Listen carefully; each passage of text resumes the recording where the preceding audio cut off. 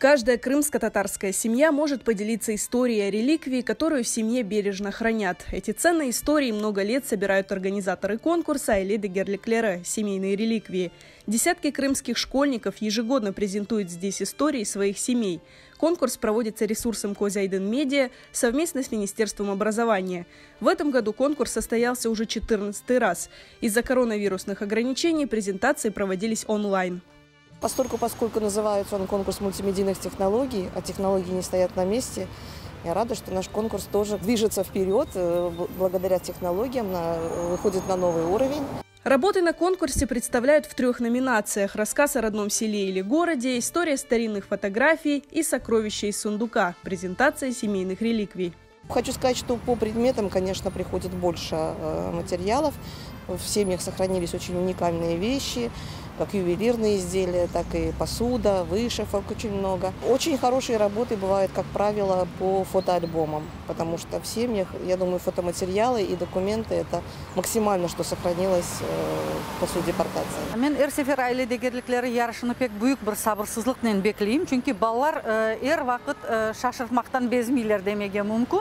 Çünkü эр-сефер, эр-yıl böyle bir unikal işler, unikal vakıyalar ortaya çıkar. Biz belledik ki biz endi 14 yıl içinde her şeyini gördük. Lakin bu yılı daha ziyade şaşırtkan böyle bir milli degerliklerimiz var. En facialı, en ağır yıllarda bile onlar açılıktan ölmeye hazırlar. Lakin bu şeyini satmaganlar ve ne diyeyim yıllarla, 10 yıllarla saklap kalganlar.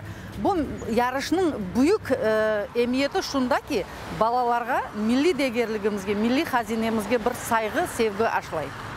Эти золотые монетки хранятся в семье Анифи Муидиновой из Буюконвар. В 1944 году одна из родственниц успела взять из дома горсть таких монет. Во время депортации они спасли семью от голода, а оставшиеся несколько монет стали семейной реликвией. Другая участница, Фатиме Юсупова, поделилась историей своей бабушки, известной поэтессы и переводчицы Пирае Кадризаде, дочери выдающегося деятеля крымско-татарской литературы Абдурамана Кадризаде. В семье сохранилась тетрадь, в которой Пирае ханым записывала свои воспоминания.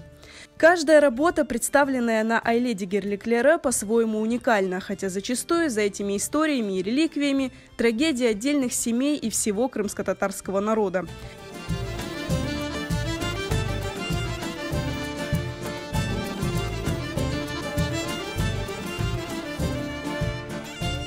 Все презентации размещаются на портале Козайден Медиа, где хранятся истории каждой реликвии, собранные за 14 лет проведения конкурса.